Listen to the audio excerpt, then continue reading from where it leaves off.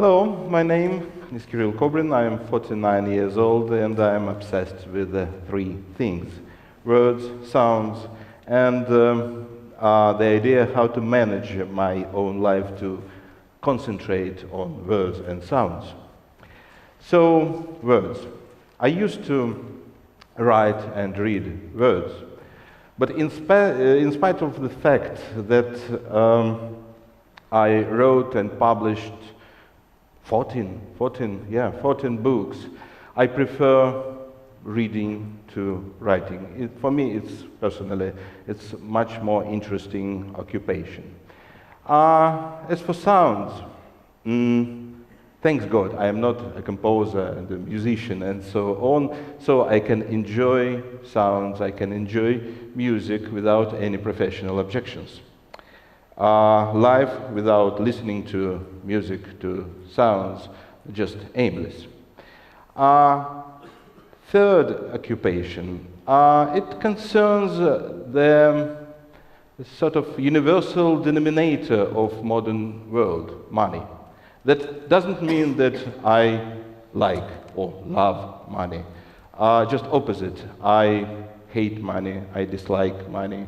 I try to avoid money at any price. But the very word price is expressed in money. So I could admit that I obsessed with the very idea of money as the best tool to avoid thinking about money instead of being 100% concentrated on words and sounds. That's my personal obsessions, and I'm trying to speak about how to survive personally in modern world, having these three obsessions, and maybe some, I hope, fresh ideas about this. First example is about words. Several weeks ago, I came to my favorite bookstore in London. Of course, I'm not going to reveal the name.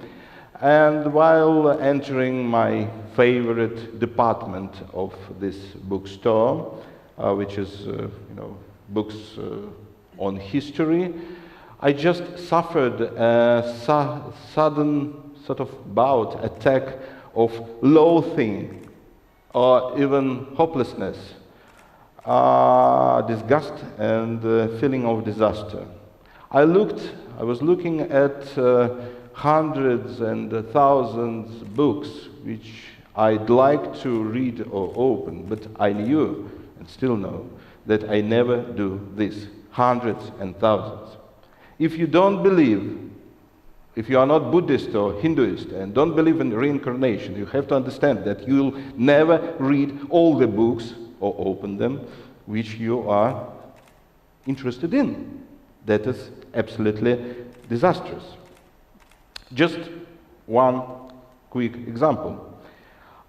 In 5 months of this year, more than 1 million books had been published all over the world, and nearly half of them are in the languages which I can read in. Just 5 months of this year, just more than 1 million books, half of them, in the languages which I can read in, and I never do this. Sounds. The situation is much more disastrous than even with words. The first step of the process was when internet, online radio stations was introduced. From this time, just almost everything which you wanted to find, you can find there. The second step was iTunes, with its ridiculous low price of every track. Just a few pences and everything is yours. But the last blow was Spotify. Of course, Spotify. That is a real disaster. So if 10, 15 years ago, that was like we live in streams of sounds. Now it's like we are on board, a tiny boat, being surrounded the endless ocean of sounds. Everything is at hand, and everything at the same time important and absolutely unimportant. Because it's very easy to have it. Just few numbers. 4 years ago, website Drowned in Sound informed us in 2010, only in the United States, 75,000 albums were released. Just add to these numbers UK, Australia, Canada, New Zealand, I'm speaking just about English-speaking countries, then France, Germany, China with its huge market of music, India with Bollywood music and so on, Africa with absolutely obscure, and Russia, and a lot of other countries. Disastrous, just disastrous. And example about money. During the golden age of capitalism, there were a lot of options, opportunities for us to make big money. You could, start some successful business. You could invent something very important and popular. You could invest into something very suddenly successful. Last not least, you could rob a bank, which was quite popular just several decades ago. But now, especially from the crisis 2008, almost all these opportunities are closed. The only field of, say, human activity where you can still make big money is financial sector. But imagine to spend 12, 14 hours a day looking at the screen of your computer, looking at the spreadsheets and diagrams, being loaded with energy drinks and cocaine just to wake up. Of course, that's the way. But if you spend 10 years of modern slavery in financial sector, you are not interested in such beautiful things like words and sounds anymore. So that's no way. Robbery. It's interesting example. Just imagine that your robbery was successful, that you escaped with, say, $1 million in your bags. But by the way, $1 million is 10,000 banknotes. It's quite, heavy and big thing. But anyway, you escaped. What could you buy on this sum? Just a humble house somewhere in a middle-class, boring, dull suburbia of London. And that's all. You'll spend everything.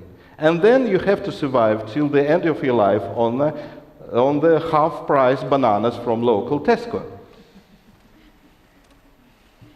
Moreover, finally, eventually, you are doomed to find a job. But what was the point of robbing a bank? So, as you see, the situation is very severe, very serious. And as a Russian by origin, we Russians usually ask two questions. Who is to blame and what is to be done? I'm not interested in blaming someone in this situation, but I'd like to discuss the question, what is to be done. What I'm going to suggest, on the one hand, contradict the very core of Western civilization, which is based on endless expansion in various fields of life. From geography, I'm speaking about colonization and so on, to science, culture, and so on. But on the other hand, what I'm going to suggest fits absolutely to the modern Western trend, all this rubbish about austerity measures. And I'll try to find some sort of Buddhist middle way between these two extreme points. So my answer is, stop producing and consuming new cultural products. Stop expanding, begin revisiting. Declare a sort of brand new age of cultural recycling. And the most important, live low-key life consciously. And one very important thing, just sort of footnote, which is great importance. This is your personal choice, not collective, but personal choice. What are the implications of these fresh ideas to my obsessions? Words. Reread, revisit what you had read before. The most important thing for me personally, just to stop reading all the stuff which is, published after, say, June 2014. I have enough to read. I have enough to think about. What's the point of reading new titles when I hadn't read a lot of things which had been written and published, several thousand years by now? Same I can say about sounds. Stop listening to new music. Revisit the old one. I'm not speaking about, all this stuff about that the old things are much better than the new ones. No, they're not worse, they're not better, just they're new. And that's just a formal idea. It's not about the quality of new books and old books, new sounds, old sounds. Speaking about sounds, I already have a quite long playlist to listen to till the end of my life. It's longer, trust me, it's longer even than a price list in IKEA. That means something, yeah? And the most important, about low-key life. Money. Don't pretend that money, just don't exist. They exist. They exist like bad weather, like bad wine in the supermarkets, like supermarkets themselves, like social injustice, like millions of idiots all over the world which are trying to kill each other all the time. It's like weather. It's like raining. So I know that I never make big money. Who cares? I know that I have to work till the end of my life to support myself physically. So who cares? Just try to avoid work for big money, which is usually boring. Spend your free time and concentrate your free time on rereading, revisiting, listening, and so on. It's a way of really humble, modest, and low-key life. And that is very important, that is your personal choice. We are born to be low-key and to be limited by the existence of the infinite things in the world and by death itself. If the circumstances force you to live a modest life, you fail. If this is your conscious choice, and if you find that your personal freedom is, much bigger than these circumstances, then you win. And the last thing, speaking about cultural recycling, speaking about low-key life, I'm speaking, and everyone understands, about responsibility, self-control, and self-discipline, because that's the most important things for low-key life. But at the same time, that was the main European values for 2,000 years, maybe more. Self-discipline, self-control,